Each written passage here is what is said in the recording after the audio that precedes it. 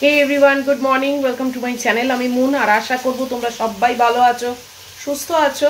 আমিও আছি ভালো, মানে শারীরিকভাবে ভালো আছি, বাট খুব লেথার্জিক আজকে, জানো তো। আর আজকে হচ্ছে 12 তারিখ, 12 নভেম্বর, আর এখন বাজে 9টা বাজতে 5। এই দেখো আমার রান্না বান্নাও স্টার্ট হয়ে গেছে। এখানে ঢেঁড়স ভাজা হচ্ছে, ম্যাগুর মাছ মাংস হচ্ছে, ওখানে আমাদের ভাত হচ্ছে। অনেকটাই এগিয়ে ফেলেছি, মানে সকাল থেকে জানি না, খুব লেথার্জিক। মেবি এই সিজন চেঞ্জ হচ্ছে বলে বোধ হয়, জানো তো। মানে যেন মনে হচ্ছে ঘুম ঘুম ভাব একটা, মানে বসেই ছিলাম সকাল থেকে, অনেকক্ষণ বসেছিলাম। বসে বসে তো এই শর্ট ভিডিওগুলোকে আপলোড করছিলাম, কিছুই ভালো লাগছিল না। বিদিশাকেও বললাম যে আজকে আমার কি হয়েছে বলো তো, খুব লেথার্জিক।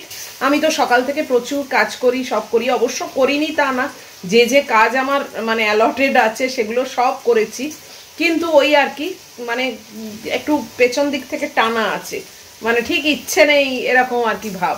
তো ক্যামেরাটাও অন করছিলাম না, মানে দেখো এরকমভাবে আসার কোনো মানে হয় না, তাই না?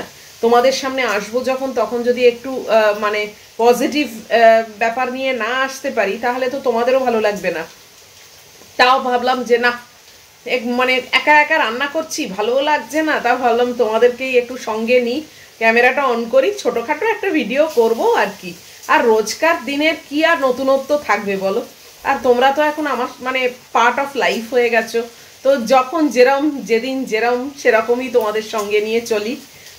তো এই ঢ্যাঁড়স ভাজা আজকে প্রথম পাতে, আর কালকে ভিডিওতে দেখেছিলে আলুর ঝাল করেছিলাম, সেটা কিছুটা রেখেও দিয়েছিলাম, সেইটা আজকে সেকেন্ড পাতে আছে। তো ওই ঢ্যাঁড়স ভাজাটাই বলতে গেলে রান্না, আর ওই আলুর ঝাল। আর রাত্রিরের জন্য না একটা এই কুমড়ো একটুখানি আছে, এই যে কুমড়ো বার করে রেখেছি, একটুখানি কুমড়োর ছেঁচকি টাইপের করব ভাবছি। একটু পেঁয়াজ দিয়ে একটু মানে কুমড়োর ছেঁচকি মা করতো, সে ভুলেও গেছি কেমনভাবে করতো, জানো তো। যাই হোক, যতটা মানে মনে আছে আর কি, আচ্ছা সেইরকম মতোই। এখন তো আর সেই মানুষটা নেই যে তাকে সঙ্গে সঙ্গে ফোন করে জিজ্ঞেস করব, বা ওই ঘরে গিয়ে জিজ্ঞেস করব যে হ্যাঁ গো মা, তুমি যে সেই কুমড়োর ছেঁচকি করতে কিরমভাবে করতে একটু বলো তো।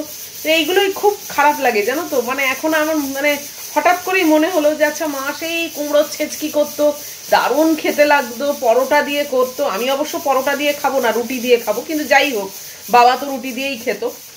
তো পরোটা দিয়ে মানে আমি খেতাম, কি ভালো যে লাগতো। মানে হঠাৎ করেই মনে হলো আচ্ছা, মাকে একটু জিজ্ঞেস করে নি যে কি করে করতে গো ওইটা, কিরমভাবে মানে প্রথম থেকে একটু বলে দাও আমাকে। তারপরেই আমার মানে সেন্সে এলাম যে আরে, সে মানুষটা তো নেই, তাকে তো আর কোনোদিন জিজ্ঞেস করতে পারবো না। মানে মনে হয় অনেক সময়, জানো তো, কত কথা মনে হয় সেইটা না জানা হয়নি, এইটা না বলা হয়নি, এটা জিজ্ঞেস করা হয়নি। কি করব বলো, সেই মানুষটা তো আর নেই, আর কোনোদিন জীবনে পাবো না। এটা একটা কি সিস্টেম বলো তো, যে মানে মানুষ একবার চলে গেলে তাকে আর কখনো পাওয়া যায় না, তার সঙ্গে কথা বলা যায় না, কোনো মানে কিছু জিজ্ঞাসা থাকলে সেটা খোঁজ পাওয়া যায় না। কিন্তু আচ্ছা মুশকিল হয়েছে। যদিও জানি তোমরা অনেকেই হয়তো হাসছো, ভাবছো যে কি বেকার কথা বলছে মন, সকালবেলা বোধহয় মাথায় একটু ছিট ধরেছে। অ্যাকচুয়ালি তা কিন্তু নয়, আমার যেটা নিজস্ব ফিল হয় ঠিক সেই এক্স্যাক্ট সেই জিনিসটাই তোমাদের সঙ্গে শেয়ার করছি। কি আর বলবো বলো।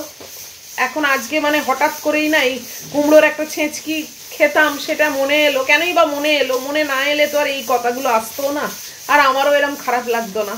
কিন্তু এলো মনে যখন, তখন মনে হলো যে একটু জিজ্ঞেস করে নি কিরমভাবে করতো। তারপরেই সেন্সটা এলো যে না, সে মানুষটা তো নেই, কাকে জিজ্ঞেস করবো। যাকে চলো, আমার এটা পুড়ে যাচ্ছে, বাঁহাতেই নাড়ছি, দেখো কি অবস্থা। ঢেঁড়স ভাজাটা করি, থাকো তোমরা সঙ্গে আর কি। এই ঢেঁড়স একটু পেঁয়াজ দিয়ে ভাজা করছি, আর কিছুই না। আর ওই আলুর ঝাল আছে। মনটা খুব ভারাক্রান্ত হয়ে আছে, জানো তো। হঠাৎ করে ওই কুমড়োর ছেঁচকিটা নিয়ে মাকে তো আর জিজ্ঞেস করতে পারলাম না, তাই জন্যে মানে হঠাৎ করেই মনটা আজকে একটু ভারাক্রান্ত হয়ে গেল। যাও, আবার সেই কাজে মন দিয়েছি, কিছুই তো করার নেই। মনকে ওই মানে ভাঙি গড়ি এই করে করেই আমাদের দিন চলবে, যারা আমরা এরকম মা হারা মেয়ে পড়ে আছি। জানি তোমাদেরও অনেকের হয়তো এরকমই মানে মানসিকতা এক এক সময় হয়। বিদিশার কথাও খুব ফিল করি, বেচারা ভেরি রিসেন্ট এরকম মানে ঘটনার সম্মুখীন হয়েছে। বুঝতে পারি ওরও যে মনের মধ্যে কতটা মানে কষ্ট হয়। অনেক সময়তেই ও প্রকাশ করে, খুব ফিল করি আমি। হলেই বা আমার 1 বছর পার হয়ে গেছে, কিন্তু এখনও দগদগে ঘাটা কিন্তু কোনো অংশে ওর থেকে কম বলে মনে হয় না।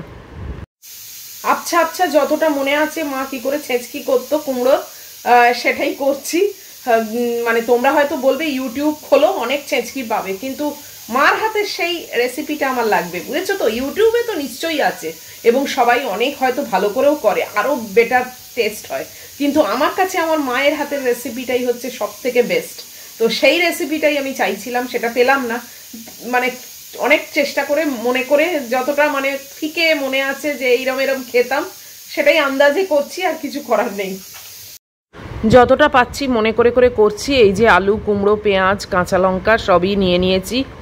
আর যদ্দূর মনে হচ্ছে মা আলুটা দিত না, কিন্তু আমি আবার একটু ওই একটা ছোট আলুকে কেটে দিয়েছি, একটু বাড়ানোর জন্যও বলতে পারো। দিয়ে এখন এইটা একটু ভাজছি, এতে কোনো মশলা টশলা কিচ্ছু পড়ে না, শুধু একটু চিনি আর একটু নুন পড়ে। আমি তো চিনিটা দিই না, তাই চিনিটাকে এবারেও দেবো না, ওই একটু নুন দেবো বাস, আর একটু টমেটোও দিয়েছি। আলুটা মা বোধহয় দিত না, জানো তো, মনে নেই, মানে ফিকে মনে আছে তো। যাকে আমি একটা ছোট্ট আলুকে একটু কেটে দিয়েছি, আমিই তো খাবো, আর বাকি মোটামুটি ঠিকই আছে। আর এতে একদম জল দিত না। তো মা আসলে সবজিগুলো মানে কুমড়ো টুমড়ো আলু টালু যাই করে না, রান্না করতো সব কুকারে আগে সেদ্ধ করে নিত, আমি আবার সেটা করি না। তো ওই ঢাকা দিয়ে দিয়ে রান্না করব একদম স্লো কুকিং করে, কেননা এটাতে না জল দিত না, আমি এটা মনে আছে যে জল দিত না, শুকনো শুকনো মতো হতো। তো সেইভাবেই করছি আন্দাজে আন্দাজে আর কি। তো এইটা হতে থাক, ঢ্যাঁড়স ভাজাটা আমার হয়ে গেছে। আর ভাতটাও দেখো গ্যাস বন্ধ করে ঢাকা দিয়ে দিয়েছি, ওই ভাপেতে হয়ে যাবে। আর ম্যাগির মাছ মাংসটা তো একটু টাইম লাগবে। ওই দেখেছো আমার পায়রা সন্তান এমনভাবে ছোটাছুটি করছে যেন ও মানে আকুতি বিকুতি করছে, আমি আকুলি বিকুলি করছে, আবার ভুল বললাম, আকুলি বিকুলি করছে, আমি যেন ওকে খেতে দিচ্ছি না। কতবার যে এই নিয়ে দিয়েছি জানো, 4বার 5বার হয়তো ওর খাওয়া হয়ে গেছে। চাল খেয়েছে, ডাল খেয়েছে, সব খাচ্ছে, তাও ওর শেষ নেই। যাই হোক, তো এইটা হতে থাক, এটাতে আমি একটা জাস্ট ঢাকা দিয়ে দেবো। আর আমি এর ফাঁকে একটু রাত্রিরে রুটির আটা মেখে নেবো, তো যাতে রাত্রিবেলা আর এইসব ভাল লাগে না, জানো তো, ওই শুদ্ধ বেলে সেঁকে নিই, বাস ওই অবধি যথেষ্ট। তো চলো সেটাই করে নিই। এই যে ঢাকা দেওয়া ছিল, এবার ঢাকাটা খুলে দেখি কি পদার্থ হলো। ভালোই লাগছে, খারাপ লাগছে না, খেয়ে বুঝবো যখন খাবো রুটি দিয়ে। আবার ঢাকা দিয়ে দিলাম, মনে করে করে করছি। আটাটাও মাখা হয়ে গেছে, খুব গরম হচ্ছে। আর এই যে আমার ছোট মেয়ে, দেখাই কালকে কি কীর্তি করেছিল বলো।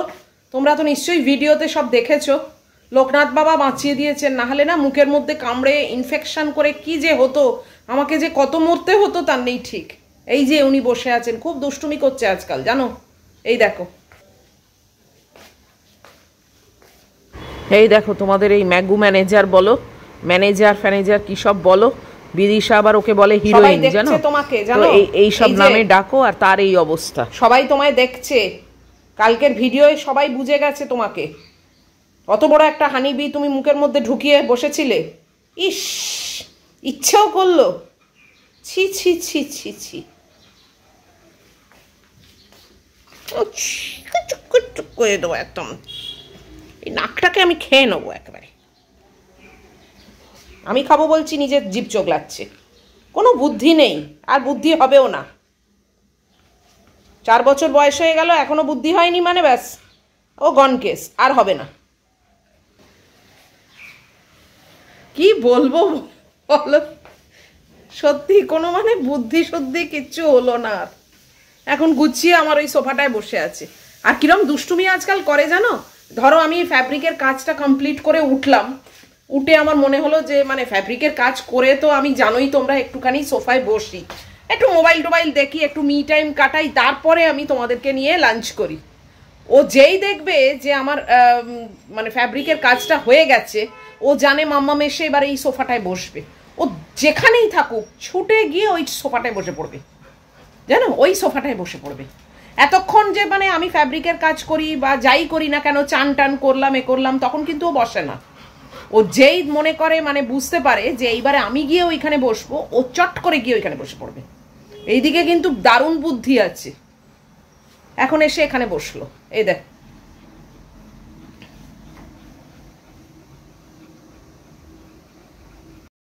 কথাগুলো শুনবে তো, তাই জন্য এখানে এসে বসলো। আর ওয়েদার ওয়াইজ আজকে ঠিকই আছে মোটামুটি, সেই রোদের যে বিশাল তেজ সেটা নেই, বাট এইরকম মানে ঠান্ডা পড়ার আগে তো এরকমই ওয়েদার হয় না। আর এটাই আর না লেথার্জিক করে দেয়, জানো তো, কিরকম যেন শুয়ে পড়তে কিন্তু ইচ্ছে হচ্ছে না। আর আমি না এরকম যখন তখন শুয়ে পড়তে পারিও না, কিন্তু ওই আর কি মনে হচ্ছে একটু আরাম করে বসে থাকি, লেথার্জিক এইরকম। যাক গে, এসব বলে আর কি হবে, ওদিকে আবার ছেঁচকিটা না পুড়ে যায়, সেখানে যাই। একটু গন্ধ বেরোচ্ছিল, তাই ছুটে চলে এলাম আবার রান্নাঘরে। ঢাকাটা খুলে এই যে আমার একটু ধরে ধরে যাচ্ছে, ভাগ্যিস টাইম মতো এসছি, এটাও যদি আবার পুড়ে যেত। এই তো আলু টালু সবই সেদ্ধ হয়ে গেছে, বাস এবার গ্যাসটাকে অফ করে আর বাটিতে নাবিয়ে নেবো আর কি। এই যে অফ করে দিলাম গ্যাসটা, এবারে নাবিয়ে নেবো। যা হয়েছে সেটা রাত্রিরে যখন রুটি দিয়ে খাবো তখন বুঝতে পারবো যে সেই আগেকার টেস্ট হয়েছে কিনা। সব শেষ, এই বেলায় পেয়ারা খাবো, সেই পেয়ারা কেটে নিয়ে যাচ্ছি। আজকে আর ডিম করতেও লেথার্জিক লাগলো, ওই জন্য শুধু ওটস আর একটা আপেল, বাস এই। চলো বসি আগে। এই যে ব্রেকফাস্টটা দেখিয়ে দিলাম, ওটস নিয়েছি আর আপেল নিয়েছি। খাওয়া স্টার্ট করে দিয়েছি, ক্যামেরা অন করেছি, অন হয়নি।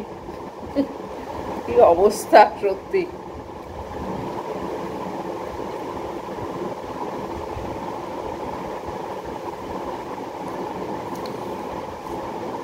আজকে সকালবেলা বারান্দার দরজাই খুলিনি, জানো, ওই ভয়।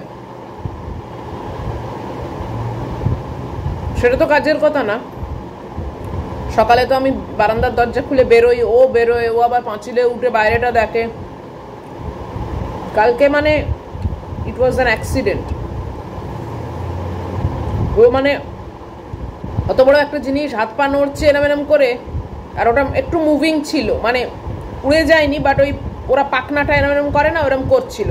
ও সেটা দেখে মনে হয় একবারে উত্তেজিত হয়ে খপ করে ওটাকে ধরে নিয়েছে, মনে করেছে আমি তো একটা বিশাল দেহ মানে মানুষ, মানে জিনিস, আমি, ও তো আমার কাছে কিছুই না, ওকে আমি মুখের মধ্যে করে ফেলবো একদম। সেই বেশি পাওয়ারফুল হলে যা হয় না, মনে হয় যে আমি তো ওকে কবজা করে নেবো, কোনো ব্যাপার না, ওই অবস্থা হয়েছিল মনে হয়।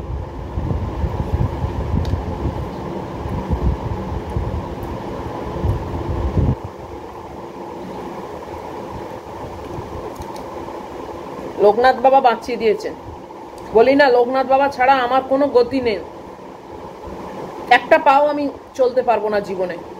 উনি সবসময় আমার সঙ্গে আছেন। আমার এই গলার হারটা এত ছোট, সেই বলেছিলাম, যারা তোমরা রেগুলার আমার ভিডিও দেখো তারা জানো, রূপোর হার একটা পরি আমি সব সময় লোকনাথ বাবার লকেট দিয়ে। ওটা এত সেই ছোট যে বড্ড অসুবিধে হতো, টাইট হতো। আর গুড্ডি এলো এই কদিন, এত পুজো, ও মানে এত বেরোনো ফেরোনো করলো যে আমার আর ওটা হলো না। আর আমি যেদিনকে বেরিয়েছিলাম ওর সেই শপিং করতে, ওর রূপোর একটা দুল কিনে দিলাম, তোমাদেরকে দেখিয়েছি সব। ওই দোকানে ওই সেম জিনিসই আছে, মানে ছোট আর কি, আরো ছোট ছিল, বাচ্চাদের পরবার। তাই আমার আর হলো না। তা না হলে আমার না একটা বড় লম্বা করে একটুখানি রূপোর একটা লম্বা চেন থাকলে তাতে ওই লকেটটা ঝুলিয়ে রাখি। করবো, আমি করবো না তা না, মাথায় আছে, করবো।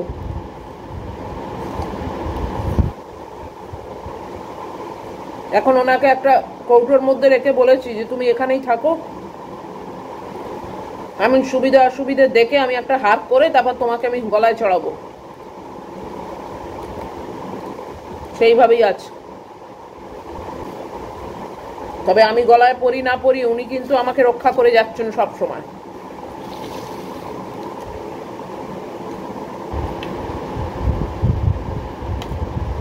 সব সময় গার্ড করে রেখেছেন, ওনার ভরসাতেই তো একা আছি বলো।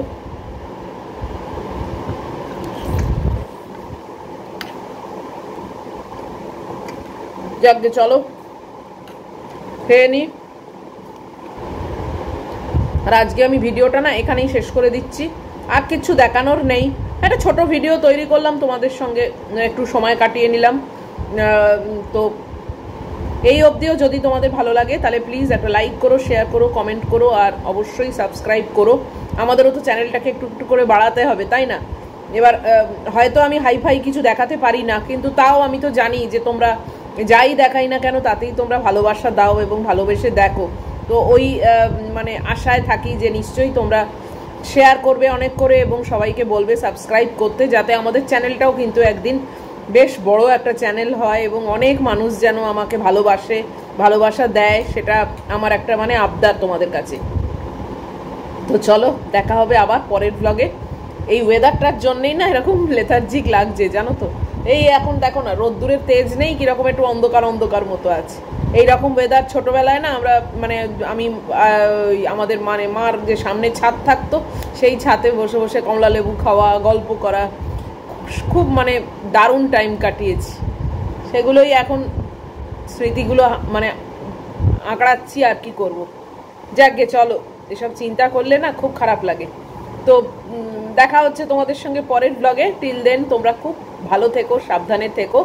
লাভ ইউ অল।